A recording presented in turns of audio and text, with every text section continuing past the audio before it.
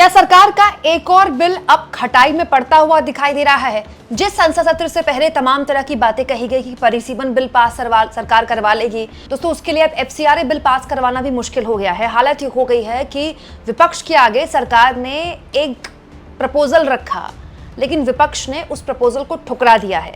सरकार चाहती थी कि बिल जेपीसी के पास चला जाए, लेकिन विपक्ष ने कह दिया मतलब ही नहीं होता, आपको पूरा का पूरा बिल वापस लेना होगा। दोस्तों आप जानते हैं मॉनसून सत्र से ऑलमोस्ट 10-15 दिन पहले किस तरह की चर्चा चल रही थी कि अखिलेश यादव की पार्टी टूट जाएगी, ये टूट जाएगा, वो टूट जाएगा, लेकिन जंतर मंतर के आंदोलन ने सब कुछ बदल दिया। हालत ये हो गई है कि अब ये जो हफ्ता है ये संसद का आखिरी हफ्ता है और परिसीमन बिल का तो आता पता नहीं है, एफसीआरए बिल को लेकर भी अब बड़ी जानकारी निकल कर आई है। दोस्तों एफसीआरए बिल बेसिकली क्या था और इसको लेकर विपक्ष की क्या चिंताएं हैं, ये मैं आगे आपको बताऊंगी आसान भाषा में, ताकि आपको पता हो कि एग्जैक्टली ये बिल इतना इंपॉर्टेंट क्यों है सरकार के लिए।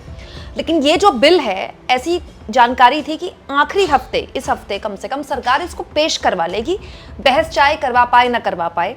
लेकिन अब जानकारी ये निकल कर आई है कि इसको लेकर विपक्ष को रीच आउट किया सरकार ने कि भाई हम पेश कर देते हैं, सरकार जो है बिल को जेपीसी में भेज देगी, जॉइंट पार्लियामेंट्री कमेटी। उसमें मीटिंग्स होती हैं 6 महीने में, 10 महीने में, कई बार साल में, कई बार मीटिंग होती रहती हैं सालों साल। उसके बाद उसमें चर्चा कर लेते हैं, आपको जो भी चिंताएं हैं वहाँ पर दूर कर लेंगे, फिर कभी किसी और सत्र में उसको लेकर आ जाएंगे। जैसे वक्फ वाले मामले में हुआ था, आपको याद होगा, सरकार ने पेश किया बिल, चर्चा करवाई, लेकिन उसके अपने सहयोगियों ने, चंद्रबाबू नायडू ने इस पर आपत्ति जताई और उसके बाद सरकार को जेपीसी में भेजना पड़ा। लेकिन इस बार सरकार की ये चाल बिल्कुल नहीं चली, क्योंकि विपक्ष द्वारा ऐसी जानकारी, ऐसी खबरें छप रही हैं कि विपक्ष द्वारा साफ तौर पर कह दिया गया है कि किसी भी हाल में जेपीसी के पास तो छोड़िए, सरकार को विपक्ष पेश भी नहीं करने देगी बिल। मतलब सरकार इस वक्त इधर कुआं उधर खाई वाली सिचुएशन में फंस गई है।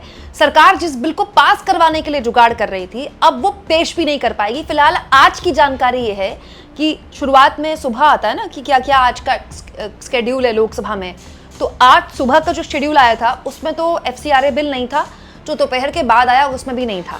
हालांकि आज दोपहर 1 बजे ओम बिरला की अध्यक्षता में बैठक होने वाली है, बीएससी की बैठक। ये बैठक हर हफ्ते होती है, हफ्ते के शुरुआती दिन, ताकि सरकार और विपक्ष के बीच में चर्चा बन जाए कि भाई इस हफ्ते सरकार और विपक्ष कैसे संसद चलाएगा।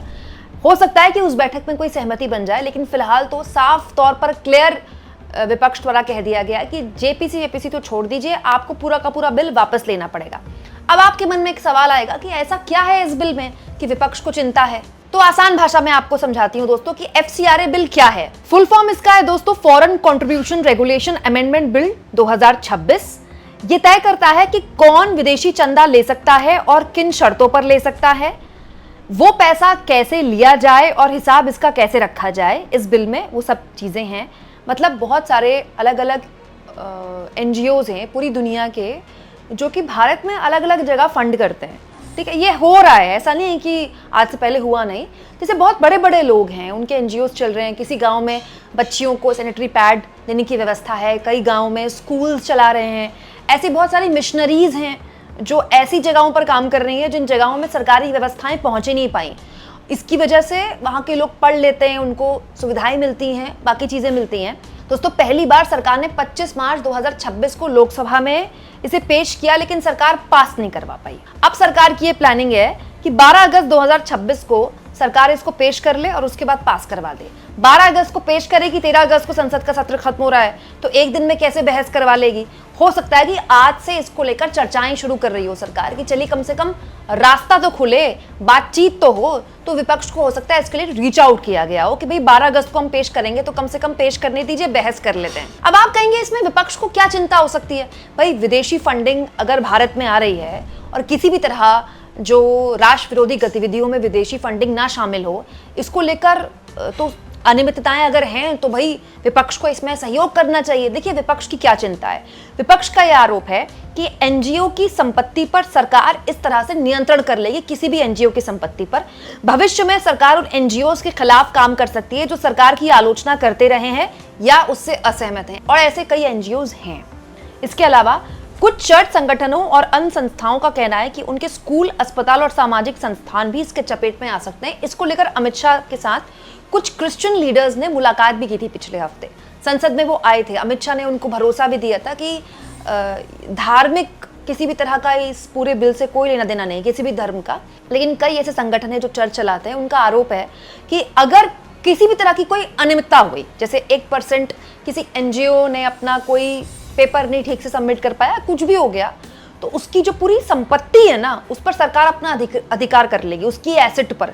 और बहुत बड़ी बड़ी एसेट भी होती हैं भाई, बड़े बड़े चर्चेस भी हैं ऐसे तो बहुत सारे संगठनों के। अगर किसी एनजीओ या एफसीआरए पंजीकरण बहाल नहीं होता है तो उसकी विदेशी फंड से खरीदी गई संपत्ति को सरकारी विभाग या एजेंसी को ट्रांसफर या बेचने की व्यवस्था हो सकती है। इस बिल में ये विपक्ष का तर्क है। वहीं सरकार क्या कहती है? सरकार कहती है विदेशी फंड का दुरुपयोग रोकने और पारदर्शिता के लिए ये जरूरी बदलाव हैं, इसलिए हम ये बिल लेकर आए हैं। आप जानते हैं विदेशी फंड को लेकर एक पूरा सरकार ये जो है बहुत एग्रेसिव रही है कि विदेशी फंड से सरकार विरोधी गतिविधियां हैं, मोदी सरकार को हिलाने के प्रयास हैं। इसके अलावा जॉर्ज सोरोस गैंग है। वहीं विपक्ष का कहना है कि अगर एनजीओज की फंडिंग पर बात है तो सबसे पहले आरएसएस पर क्यों नहीं बीजेपी वाले बात करते हैं।